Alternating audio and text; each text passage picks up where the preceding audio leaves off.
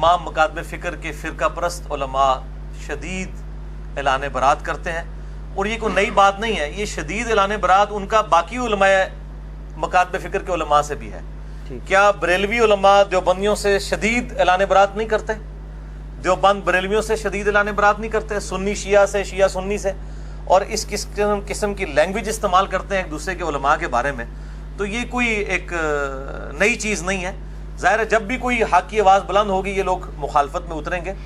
کاش یہ اعلان برات کرنے کے کو چھوڑ کے کتاب و سنت کے دلائل میں کوئی رد کرنے کی کوشش کرتے، چھڑولا مارنے دی نہیں کتاب و سنت کے دلائل، تو اس کو پذیرائی بھی حاصل ہوتی اور اس کو ایکسیپٹ بھی کیا جاتا۔ باقی رہا کہ میرا فرقہ کون سا ہے، میں تو بار بار کہتا ہوں کہ میرا فرقہ، میرا گروہ، فرقہ تو میرا کوئی بھی نہیں ہے جی۔ اسلام میں فرقہ واریت حرام ہے۔ وَاعْتَصِمُوا بِحَبْلِ اللَّهِ جَمِيعًا وَلَا تَفَرَّقُوا إِنَّ الَّذِينَ فَرَّقُوا دِينَهُمْ وَكَانُوا شِيَعًا لَسْتَ مِنْهُمْ فِي شَيْءٍ۔ اے نبی، جنہوں نے دین میں فرقے بنائے اور اپنے آپ کو گروہوں میں بانٹ لیا، آپ کا ان سے کوئی تعلق ہی نہیں ہے۔ تو وہ میں اس گروہ میں شامل ہوں جو نبی صلی اللہ علیہ وآلہ وسلم کے زمانے میں آپ صلی اللہ علیہ وسلم، آپ کے صحابہ اکرام علیہم رضوان اور آپ کے اہل بیت علیہم السلام کا گروہ تھا، اور آج بھی الحمدللہ جو اس گروہ کے اندر شامل ہیں میں ان کی عزت کرتا ہوں۔ میں سب لوگوں کو الحمدللہ مسلمان سمجھتا ہوں جو بھی اللہ اور اس کے رسول اور صحابہ کرام اور اہل بیت کے ساتھ عقیدت رکھتے ہیں، ان کی تعلیمات کے اوپر الحمدللہ عمل کرتے ہیں۔ تو میں یہاں تک کیسے پہنچا ہوں؟ دھکے کھا کے جی۔ میں نے بیک گراؤنڈ تو اپنا شروع میں بتا دیا تھا کہ بیسیکلی میری جو بلٹ اپ ہوا ہے وہ ایک کٹر بریلوی خاندان کے اندر ہوا ہے، اور بڑی چھوٹی عمر سے ہی میں ایک سمجھ لیں پریکٹسنگ قسم کا بریلوی تھا، پریکٹسنگ مسلمان نہیں، بریلوی۔ اور میں اس لیے نہیں بول رہا کہ میں بریلویوں کو نعوذ باللہ کو کافر سمجھتا ہوں، میں مسلمان ہی سمجھتا ہوں۔ مراد یہ کہ اپنے مکتب فکر کے اندر فلرش کرنے والا، یعنی میری عمر اس وقت سمجھ لیں ہارڈلی کوئی 10-12 سال تھی، تو مسجد کے ساتھ تعلق بن گیا، اور بڑی چھوٹی عمر کے اندر ہی، یعنی مجھے صحیح طرح یاد ہے کہ میں مئی 1992 میں بالغ ہوا تھا، اور میں الحمدللہ اس وقت بھی 5 وقت نماز پڑھتا تھا الحمدللہ، اور رمضان المبارک کے روزے رکھتا تھا۔ اور اس کے بعد بڑی چھوٹی عمر کے اندر ہی دعوت اسلامی کا قرب مل گیا، الیاس قادری صاحب کا، سبز پگڑی باندھنی شروع کر دی 1992 میں، 93 میں باندھنی شروع کر دی تھی، اور پھر آنورڈ تقریباً 2001 تک میں دعوت اسلامی میں رہا۔ اس کے بعد کچھ اختلافات کی وجہ سے میں الگ ہو گیا۔ اسی دوران میں انجینئرنگ یونیورسٹی سے بھی فارغ ہو چکا تھا ڈگری کر کے، اور پھر میری جاب بھی ہوگی اسلام آباد میں ایک سرکاری محکمے کے اندر، الحمدللہ 19 گریڈ میں ہوں میں۔ تو بینگ میکینیکل انجینئر میری اس اعتبار سے تو ایکسپرٹیز تھیں، لیکن میں میٹرک لیول سے ہی کتابیں پڑھنے کا شوقین تھا۔ بہار شریعت میں نے 1994 میں پہلی دفعہ دلی سے چھپ کے آئی تھی، اس وقت مجھے یاد ہے میں نے 300 روپے کی خریدی تھی، تو اس وقت 300 روپے بڑی چیز تھی، نئی نئی آئی تھی کمپیوٹر کمپوزنگ کے ساتھ، تو میں نے فقہ حنفی ساری کی ساری پڑھ لی۔ اور اس کے بعد تصوف کی وہ کتابیں جو صرف اہل تصوف صرف ان کا نام سنتے ہیں جی، رسالہ قشیریہ ہے، کوئی کیمیائے سعادت ہے، احیاء العلوم ہے، مکاشفۃ القلوب ہے، کیمیائے سعادت ہے، منہاج العابدین ہے، بنیۃ الطالبین ہے، عوارف المعارف ہے، یہ وہ کتابیں ہیں جو میں نے ایف ایس سی لیول کے اوپر تصوف میں اپنی اس شوق کی وجہ سے پڑھ لی ہوئی تھی۔ اور 1996 میں جب میں ابھی سیکنڈ ایئر کا اسٹوڈنٹ تھا انجینئرنگ یونیورسٹی میں، کٹر قسم کا صوفی بن چکا ہوا تھا، سبز پگڑی بھی باندھتا تھا اور ایک پریکٹسنگ صوفی بھی، اور امام غزالی کو میں اپنا ایک آئیڈیل مرشد سمجھتا تھا۔ آج بھی میں کئی چیزوں میں ان کی قدر کرتا ہوں، جن میں اختلاف ہے وہ اپنی جگہ۔ پھر چلتے چلتے 2001 میں جب میں ڈگری کر کے فارغ ہوا 2000 کے مڈ میں، اور پھر اس سے لے کے 2001 تک یہ 1 سال کا پیریڈ تھا جو میرے اوپر تھوڑا تکلیف دہ تھا، میری کمر میں تکلیف ہو گئی، اس کی وجہ سے میں ڈگری کرنے کے بعد جاب وغیرہ کی تلاش میں اس طرح نہیں رہا، میں نے گھر میں آرام ہی کیا۔ اس دوران مجھے غلام سعود سعیدی صاحب کا تعارف ہوا، شرح صحیح مسلم میں نے پڑھنی شروع کی، اور الحمدللہ اس کی وجہ سے میرا ذہن کھلا کہ بریلوی ہوتے ہوئے بھی آپ بریلوی علماء سے اختلاف کر سکتے ہیں۔ یہ غلام سعود سعیدی صاحب کی ایک خصوصیت تھی، اور میں نے ان کو بتائی بھی۔ میری الحمدللہ ڈیٹیل ان سے ملاقات ہوئی تھی 22 مارچ 2007 کو ڈیٹیل کے ساتھ، اور الحمدللہ بڑے اوپن مائنڈڈ وہ شخصیت تھی، پچھلے سال ہی فوت ہوئے، اللہ تعالیٰ ان کی مغفرت کرے۔ ان کی وجہ سے میرا ذہن کافی کھلا، پھر آہستہ آہستہ میں نے صحیح مسلم پڑھنا شروع کی، غلام سعود رضوی صاحب کی جو فیصل آباد والے ہیں، سردار صاحب کے مدرسے کے اندر وہ شیخ الحدیث تھے، وہ بھی فوت ہو چکے ہیں۔ بخاری مسلم میں نے بریلویوں کا ترجمہ ہی پڑھا، اور بس اس طریقے سے کام چلتا رہا. بال میں نے کبھی سوچا نہیں تھا کہ میں نے فرقہ واریت کو چھوڑنا بھی ہے. پھر ٹرننگ پوائنٹ میری لائف کے اندر آیا ہے مارچ 2007 میں، جب میں نے پہلی دفعہ قرآن حکیم کو پری ڈیٹرمنٹ رزلٹس کے بغیر قرآن پاک کا ترجمہ پڑھنا اور سننا شروع کیا. امام کعبہ کی آواز میں فتح محمد جلندری صاحب کا ترجمہ، اور ساتھ ساتھ کنز الایمان امام احمد بریلوی المتوفی 1340 ہجری بمطابق 1921 عیسوی، ان کا ترجمہ پڑھنا شروع کیا. تو کرتے کرتے میرا جو ہے دل وہ ٹلٹ ہو گیا اس حوالے سے کہ قرآن حکیم کے جو عقائد و نظریات ہیں ان کے اوپر میں کم از کم نہیں ہوں. پھر پیر نصیر الدین نصیر صاحب کا تعارف ہوا، ان کی کتابیں پڑھنی شروع کی. 2007 میری زندگی کا ایک بڑا کریٹیکل ایئر تھا اس اعتبار سے، حتیٰ کہ 2000 کے اینڈ تک میں تقریباً آپ سمجھ لیں تبلیغی جماعت کو حق پہ سمجھنا شروع کر دیا تھا میں نے، یعنی بریلویت سے نکل کے ایک سٹیپ دیوبند کو، کہ کم از کم ان کی توحید کے اعتبار سے معاملات درست ہیں. اور 2 نومبر 2007 کو رائمنڈ اجتماع میں بھی میں سالانہ اجتماع میں گیا، وہاں بھی بڑا کلوزلی ان کو دیکھا. لیکن مجھے کچھ ہی عرصے میں اندازہ ہوا کہ بریلوی اور دیوبندی مکتبہ فکر دونوں ہی تقریباً کوئی 19-20 کا ہی فرق ہے. بزرگوں کے واقعات، فضائل اعمال کے اندر جو کچھ لکھا ہوا ہے، یہ وہ ساری کی ساری چیزیں اسی قسم کی ہیں. تو 2007 کے اینڈ پہ میں جو ہوں وہ متزلزل ہو گیا. اسی دوران میں حج پہ چلا گیا وائف کے ساتھ. جب واپس آیا فروری 2008 کے اندر، تو میں نے آتے ہی پہلا کام کیا کہ میں نے ابو داؤد، ترمذی، نسائی، ابن ماجہ بھی خرید لی، بخاری مسلم پہلے ہی تھی، ان کو پڑھنا شروع کیا. اور میں نے کمپیریٹیو اسٹڈی 2008 کے اندر شروع کر دی، فروری مارچ کے اندر. اور کمپیریٹیو اسٹڈی یہ کہ میں مختلف مکاتب فکر کے علماء کو ملتا تھا جا کے، جس طرح ہوں تسی میرے کو آئے ہوئے ہو نا. خیر میرے کو تو خیر اس طرح میرے ورگا تو بندہ کوئی نہیں سی کسی کو میں جانتا، نیوٹرل. باقی تمام مکاتب فکر کے علماء کے پاس 2008 یعنی فروری، مارچ، اپریل، یہ اس دوران میں مختلف علماء کو، بریلویوں کو مل رہا ہوں. بریلویوں کے ساتھ تو خیر بچپن سے تھا، بریلویت ہم سے زیادہ کون جانتا تھا. میں دیوبندی مفتی کے پاس اسلام آباد میں گیا، میرے آفس کے کولیگ لے گئے اور وہ کہنے لگے جی بہت بڑے مفتی ہیں، آپ ان کے ساتھ ڈسکشن کریں.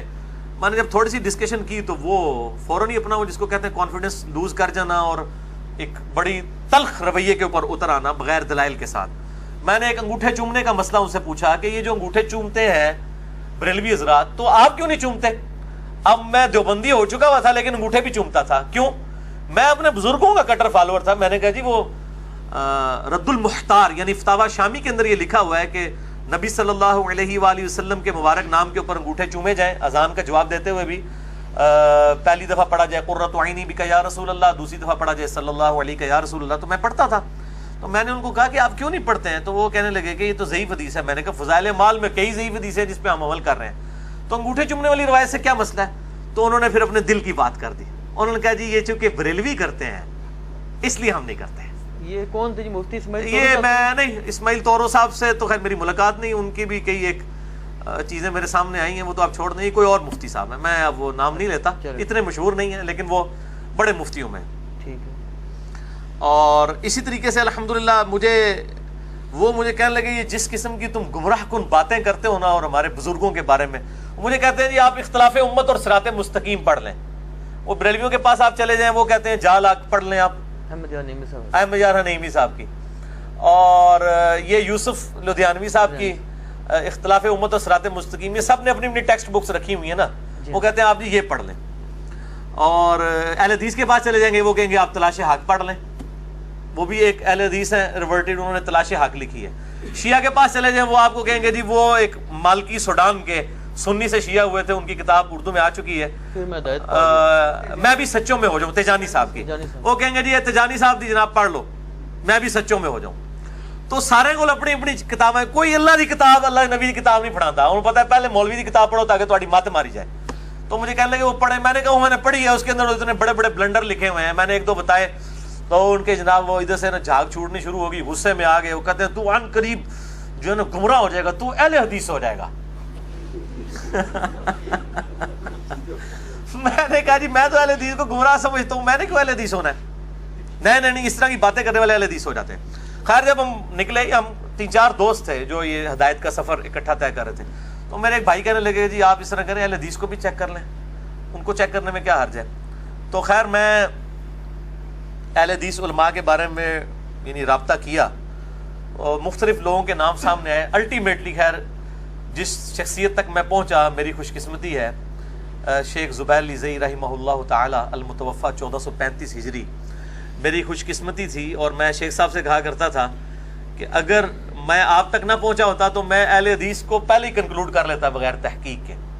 بہرحال ان کے ساتھ میری ملاقات ہوئی 28 مئی 2008 کو اور یوم تکبیر والے دن, یعنی 10 سال ہوئے تھے یوم تکبیر کو. 1998 میں پاکستان نے اٹامی بلاسٹ کیے تھے, اس کو 10 سال پورے ہوئے تھے. اور اسی دن میں نے الحمدللہ پراپرلی جو ہے وہ سنت کے مطابق رکوع میں جاتے وقت, رکوع سے اٹھتے وقت رفع الیدین کے ساتھ نماز بھی شروع کی. بہرحال مجھے اہل حدیث کے ساتھ جن مسئلوں پہ اختلاف تھا, چاہے وہ یزید والا ایشو تھا یا وہ 3 طلاق والا ایشو تھا, اسی قسم کے, اور داڑھی والا مسئلہ, اس طرح کے سارے ایشوز کے اوپر زبیر علی زئی صاحب کا موقف تو وہی تھا جو میں تحقیق کے ذریعے پہنچا ہوا تھا. اس لیے میں نے جو ہے نا وہ ان کو الحمدللہ اس اعتبار سے بڑا اچھا پایا, اور اللہ تعالیٰ نے میری ہدایت کا سبب بھی ان کو بنایا. اللہ تعالیٰ ان کو جزائے خیر دے. پھر الحمدللہ ان کے ساتھ رابطہ رہا, ان سے کافی کچھ علم حاصل کیا, اور ان کو بھی کئی جگہ موقع ملا مجھ سے استفادہ کرنے کا. اس لیے بعض اہل حدیث علماء یہ کہتے ہیں کہ جی زبیر علی زئی نے علی کو گمراہ کیا اور علی نے زبیر علی زئی کو گمراہ کر دیا. تو میں کہتا ہوں شاید دونوں باتیں ٹھیک ہی ہوں. ان کی نظر میں تو گمراہی ہے نا, وہ جو سورۃ الاعراف میں آتا ہے کہ جو لوگ خود رائے راست سے ہٹے ہوئے ہیں, گمراہی کو دیکھتے ہیں تو وہ سچ کا راستہ سمجھ لیتے ہیں, سچائی کو دیکھتے ہیں تو گمراہی سمجھ لیتے ہیں. بہرحال شیخ زبیر صاحب کے ساتھ 2008 میں میرا یہ معاملہ رہا. اسی دوران مجھے ایک اہل تشیع عالم کا تعارف ہوا ثاقب اکبر صاحب کا, بڑے نیوٹرل پرسنالٹی ہیں. اب اسی دوران جب میں اہل حدیث کے اندر آیا اور میں نے شیخ زبیر علی زئی صاحب کا انٹرویو ریکارڈ کیا 17 جون 2009 کو, جس میں میں نے اہل حدیث کی غلطیاں پوائنٹ آؤٹ کی شیخ زبیر صاحب کی زبانی, اور یہ میری ویڈیو منظر عام پہ آئی, لاکھوں لوگوں نے دیکھی ہے. اس کی وجہ سے اہل حدیث علماء شیخ زبیر صاحب کے بھی خلاف ہو گئے, میرے بھی خلاف ہو گئے. پل میں اپنی کلیریفیکیشن پہ بڑا ڈیٹیل لیکچر دے چکا ہوں, مسئلہ number 124 A B C D, جسے شوق ہو اس میں میں نے یہ ساری سٹوری سنائی ہے.